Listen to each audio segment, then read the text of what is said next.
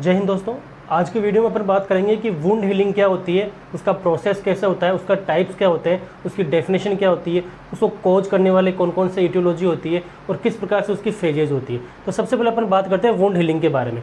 जैसा कि वुंड के बारे में अपन सब लोग जानते हैं, वुंड का मतलब होता है घाव और हीलिंग का मतलब होता है उस घाव का भरना। मतलब कि वुंड हीलिंग है ऐसा प्रोसेस जिसके द्वारा घाव का भरा जाता है, चाहे वो इंटरनली कोई घाव हो या फिर एक्सटर्नली हो, मतलब बॉडी के अंदर कोई वुंड हो गया हो या बाहर कोई वुंड हो, उसका प्रोसेस हीलिंग का प्रोसेस का बोलते हैं वुंड हीलिंग। तो सबसे पहले अपन इसमें देखते हैं definition. Wound healing is a complex and dynamic process. Wound healing जो है वो एक कॉम्प्लेक्स और डायनेमिक प्रोसेस है of replacing damaged and missing cellular structure and tissue layer. किसके लिए की जाती है ये प्रोसेस या किसके लिए होती है ये प्रोसेस हमारी बॉडी में, ताकि जो रिप्लेस कर दिया जाए किसको, जो कि डैमेज और मिसिंग सेलुलर स्ट्रक्चर है या फिर टिश्यू है। मतलब कि जब घाव हो जाता है या कोई वुंड हो जाता है तो उस वुंड के अंदर जो डैमेज हो जाता है टिश्यू, उस टिश्यू को, डैमेज टिश्यू को हटा करके वहाँ पर नई स्ट्रक्चर का बनना, उसको अपन बोलते हैं वुंड हीलिंग। मतलब कि डैमेज टिश्यू का या मिसिंग टिश्यू का या जो डेड सेल्स है उनका वहाँ से हट जाना और वहाँ पर उसका हील होकर नया टिश्यू फॉर्म करना, उस प्रोसेस को अपन बोलते हैं वुंड हीलिंग। दोबारा देख लीजिए एक बार। Wound healing is a complex and dynamic process of replacing damaged and missing cellular structure and tissue layer. जो कि डैमेज्ड और मिसिंग सेलुलर स्ट्रक्चर जो होती है या जो टिश्यू लेयर होती है उसको रिप्लेस कर दिया जाता है किसके अंदर, वुंड हीलिंग की प्रोसेस के अंदर। अब देखते हैं टाइप्स ऑफ वुंड, कि वुंड के कितने प्रकार के टाइप्स होते हैं। जो घाव होता है उसके कितने प्रकार के टाइप होते हैं। एक होता है एक्यूट और एक होता है क्रोनिक। एक्यूट का मतलब जैसे अभी अपने इन्फ्लामेशन में भी बताया था मैंने आपको लास्ट क्लास में, एक्यूट का मतलब होता है हील्स विदाउट मैनी कॉम्प्लिकेशन। मतलब कि जो घाव जो कि अपने आप भर जाए, कुछ समय में भर जाए, या फिर जिससे कि ज़्यादा कोई कॉम्प्लिकेशन ना आए, उसको अपन बोलते हैं acute wound. With in expected time frame, जो कि एक एक्सपेक्टेड टाइम फ्रेम में भर जाए, कि अपने को एक आइडिया लग जाए कि भाई इतने समय में ये अपना घाव भर जाएगा या इतने पीरियड में अपना ये घाव भर जाएगा, कुछ घंटों में, कुछ मिनट में या कुछ दिन में अपना घाव भर जाएगा, तो उसको अपन बोलते हैं एक्यूट। और उसके ज़्यादा कोई कॉम्प्लिकेशन भी ना आए तो उसको अपन बोलते हैं एक्यूट वुंड। एग्जाम्पल देखिए इसके, सर्जिकल वुंड और ट्रॉमा वुंड। जो वुंड जो सर्जरी के दौरान लग जाए, सर्जिकल वुंड, या फिर ट्रॉमा वुंड जो होते हैं, जो ट्रॉमा जो से जो घाव हो जाते हैं, उसको अपन किस में काउंट करते हैं, एक्यूट वुंड के अंदर काउंट करते हैं। सेकंड है आपका क्रोनिक वुंड। क्रोनिक वुंड में देखिए दोस्तों, इन्फेक्शन कॉज वुंड, ऐसे वुंड जो कि इन्फेक्शन की वजह से पैदा हो गए हो, कोई बॉडी में इंटरनली एक्सटर्नली आपको इन्फेक्शन हो गया हो और उसके बाद वो घाव में अपीयर हो गया हो, घाव को पैदा कर दिया उस इन्फेक्शन ने, तो उसको अपन किसमें बोलेंगे, क्रोनिक वुंड के अंदर। Infection cause wound and interfere in healing process, जो कि हीलिंग प्रोसेस में भी इंटरफेयर कर रहा हो। ऐसा इन्फेक्शन जो कि हीलिंग प्रोसेस में भी उसको इंटरफेयर कर रहा हो, हीलिंग प्रोसेस को भी डिले कर रहा हो, हीलिंग प्रोसेस को भी बहुत टाइम लग रहा हो हील होने के लिए वुंड को, उसको अपन किस में काउंट करेंगे, क्रोनिक वुंड के अंदर काउंट करेंगे। एक्यूट में तो क्या हो रहा था कि विदाउट एनी कॉम्प्लिकेशन के वो हील हो रहा था और उसमें ज़्यादा टाइम नहीं लग रहा था, अपने को जो आइडिया था टाइम का कि इतने समय में ये हील हो जाएगा। लेकिन क्रोनिक में क्या हो रहा है कि इन्फेक्शन के कारण वो जो वुंड है वो उसका जो हीलिंग प्रोसेस है वो डिले हो गया है, वहाँ पर इन्फेक्शन हो गया है और वो जो वुंड का जो हीलिंग प्रोसेस है, जो घाव का भरने का जो समय था वो वहाँ पर डिले हो गया है। तो ये किस में काउंट हो जाएगा, क्रोनिक के अंदर। क्रोनिक का मतलब यही होता है कि बहुत ज़्यादा लंबे समय तक या फिर घातक कोई चीज़ होती है, उसके लिए अपन क्रोनिक वर्ड यूज़ में लेते हैं। इसके एग्जांपल देख लीजिए, डायबिटिक अल्सर या फिर प्रेशर अल्सर। डायबिटिक के अंदर अपन देखते हैं अगर किसी पेशेंट को डायबिटीज़ होती है तो अगर उसको कोई चोट लग जाती है, उसको कोई घाव हो जाता है तो वो जल्दी से नहीं भर पाता क्योंकि उसको डायबिटीज़ है। इसी प्रकार से प्रेशर अल्सर, अगर किसी बॉडी पार्ट पर कोई प्रेशर पड़ रहा है तो वहाँ पर उस प्रेशर की वजह से वो जो हीलिंग प्रोसेस है उस वुंड का वो बहुत ज़्यादा डिले हो जाता है। तो ये दोनों अपन किस में काउंट करते हैं, क्रोनिक वुंड के अंदर। तो ये दो टाइप्स हो गए वुंड के। उसके बाद अपन बात करते हैं वुंड हीलिंग प्रोसेस, कि वुंड के हील होने की जो प्रोसेस है वो किस प्रकार से होती है। 3 प्रकार से होती है, healing by primary intention, healing by secondary intention and healing by tertiary intention. First अपन देखते हैं हीलिंग बाय प्राइमरी इंटेंशन। इसके अंदर नो और लिटिल स्कार टिश्यू, या तो स्कार बनेगा ही नहीं या फिर लिटिल स्कार टिश्यू फॉर्म हो जाएगा किसके अंदर, प्राइमरी इंटेंशन के अंदर। इसका एग्जांपल किसमें बोल सकते हैं अपन, सर्जिकल वुंड। सर्जिकल वुंड की कंडीशन में प्राइमरी इंटेंशन में जो घाव है वो हील कर सकता है, इसमें या तो फिर स्कार नहीं बनेगा या फिर लिटिल स्कार फॉर्म हो सकता है। दूसरा है healing by secondary intention.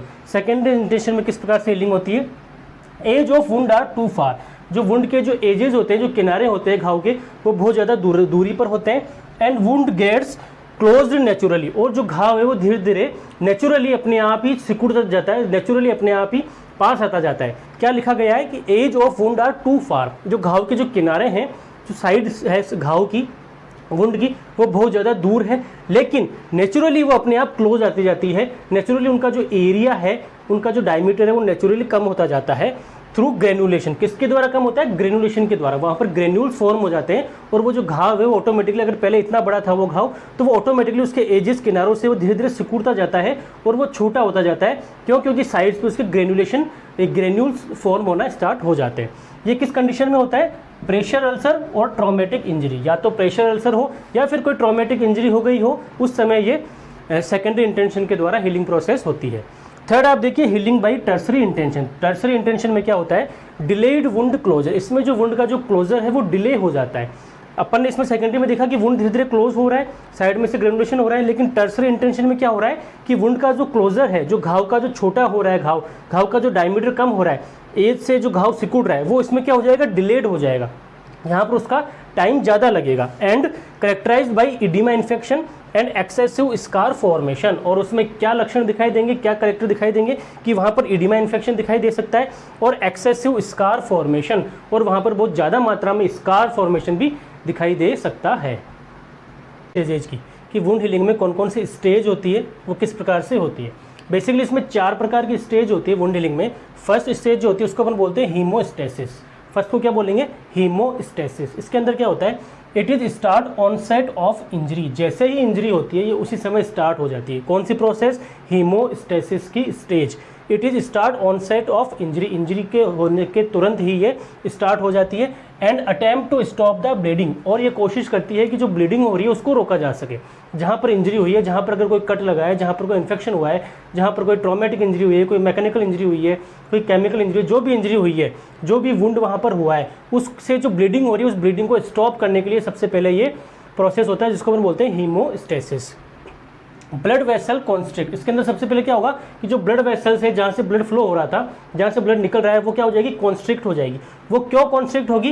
Platelet stick together. क्योंकि वहाँ पर जहाँ से ब्लड निकल रहा था, जहाँ मान लीजिए यहाँ पर कोई कट लगा और यहाँ से ब्लड बाहर आ रहा है, तो यहाँ पे जो जितनी भी प्लेटलेट्स है ब्लड के अंदर, वो सारी प्लेटलेट जहाँ पर जो कट लगा है उस कट साइड पर पहुँच जाएगी और वहाँ पर जाकर वो इकट्ठी हो जाएगी। प्लेटलेट स्टिक टुगेदर, और वहाँ पर जाकर वो प्लेटलेट क्या हो जाएगी? आपस में टुगेदर हो जाएगी, ताकि जो वो ब्लड वेसल्स है वो कॉन्स्ट्रिक्ट हो जाए और ब्लड का फ्लो जो हो रहा था बाहर वो कम हो जाए। फाइब्रिन मैश टुगेदर, और जो फाइब्रिन है, जो फाइब्रिनोजन होता है, वो भी वहाँ पर प्लेटलेट्स के साथ मैश हो जाता है, जो कि एक तरह से कोगुलेंट का काम करता है और ब्लड को बहने से रोकता है। And the blood is transferred from liquid to gel by coagulation, और जो ब्लड है वो लिक्विड की जगह पे अब कैसा हो जाता है? जेल जैसा हो जाता है, मतलब हल्का गाढ़ा हो जाता है। वो क्यों? क्योंकि वहाँ पर कोएगुलेशन का प्रोसेस हो चुका है, क्योंकि प्लेटलेट आ चुकी है और फाइब्रिन वहाँ पर आ चुका है जो इंजर्ड साइड थी वहाँ पर। इसलिए जो ब्लड जो लिक्विड फॉर्म में था अब वो धीरे धीरे जेल फॉर्म में कन्वर्ट हो चुका है, वो हल्का गाढ़ा हो चुका है, वो इतने आसानी से अब नहीं बहेगा, क्योंकि ब्लड वेसल्स भी वहाँ पर क्या हो चुकी है? कॉन्स्ट्रिक्ट हो चुकी है। इस प्रोसेस को अपन बोलते हैं हीमोस्टेसिस, और ये वुंड हीलिंग की फर्स्ट स्टेज होती है। सेकेंड है इन्फ्लामेटरी फेज। इन्फ्लामेटरी फेज में क्या होता है दोस्तों? स्टार्ट इमीडिएटली आफ्टर इंजरी, ये भी इंजरी के तुरंत बाद स्टार्ट हो जाती है। And last for 2 to 6 hour, और ये 2 से 6 घंटे तक रह सकती है। 2 से 6 घंटे तक आगे ये और स्टेज चल सकती है।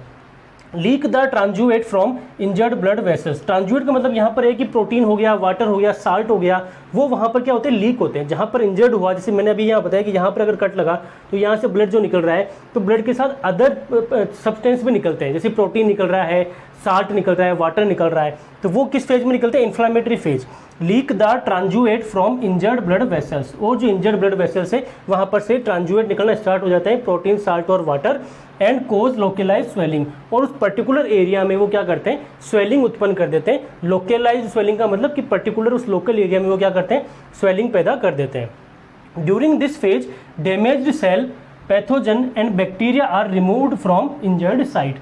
और इस फेज के दौरान ही क्या होता है कि जो डैमेज्ड सेल है, जो पैथोजेंस है और जो बैक्टीरिया है, वो जहाँ पर इंजरी हुई है वहाँ से वो बाहर निकल जाते हैं। क्यों निकल जाते हैं? क्योंकि यहाँ से ये ट्रांजुएट भी बाहर निकल रहे हैं, प्रोटीन निकल रहा है, साल्ट निकल रहा है, वाटर निकल रहा है, तो उसके साथ में ही क्या होगा, ये डैमेज सेल जो है वहाँ पर जो डेड सेल होगी वो पैथोजेंस ऑर्गेनिज्म जो होंगे वो बैक्टीरिया अगर कोई होगा वो, तो वो भी वहाँ से उस रिमूव हो जाएंगे, रिमूव फ्रॉम इंजर्ड साइट, उस इंजर्ड साइट से वो क्या हो जाएंगे, रिमूव हो जाएंगे। और ये सारा प्रोसेस किसमें होता है, इन्फ्लामेटरी फेज के अंदर।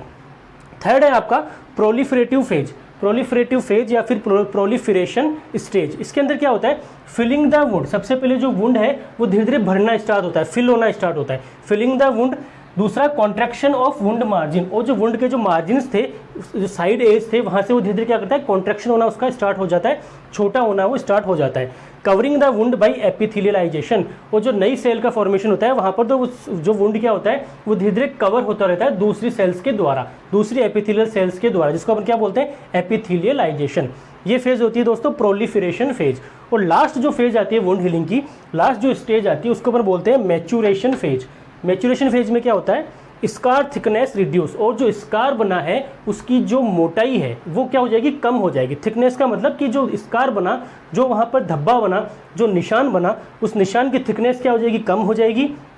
And make the area stronger, और वो जो एरिया है वो स्ट्रॉन्ग हो जाएगा। पहले जैसे वहाँ पर ज़्यादा पेन हो रहा था, अब वहाँ पर इतना पेन नहीं होगा, क्योंकि वो जो स्कार की जो थिकनेस है वो रिड्यूस हो चुकी है, और वो जो एरिया है आसपास का वो अब थोड़ा स्ट्रॉन्ग हो चुका है। एक तो अपन अचानक किसी चोट के ऊपर अपन टच करते हैं तो उस समय अपने को पेन होता है, लेकिन अगर थोड़ी देर बाद करते हैं तो वो इतना पेन वहाँ पर नहीं होता है। तो इसका मतलब कि वो जो एरिया है अब वो हल्का सा स्ट्रॉन्गर हो चुका है। This process take month to year, इस प्रोसेस के अंदर अगर इंटरनली अगर कोई वुंड है तो इसमें मंथ से ईयर भी लग सकते हैं। 2 to 3 वीक्स अबाउट 50% स्ट्रेंथ, और लगभग 50% स्ट्रेंथ आने के लिए इसको 2 से 3 सप्ताह लगते हैं 50% वापस उस वुंड को स्ट्रेंथ में आने के लिए। रीमॉडलिंग ऑफ कोलेजन, और इसमें जो कोलेजन फाइबर्स होते हैं उनकी रीमॉडलिंग होना भी स्टार्ट हो जाती है। तो ये 4 फेज है, 4 स्टेज है वुंड हीलिंग की, haemostasis, inflammatory phase, proliferation phase और मैच्योरेशन फेज। आई होप ये वीडियो भी आपको अच्छा लगेगा। अच्छा लगे तो लाइक, कमेंट और शेयर कीजिए। Thank you very much.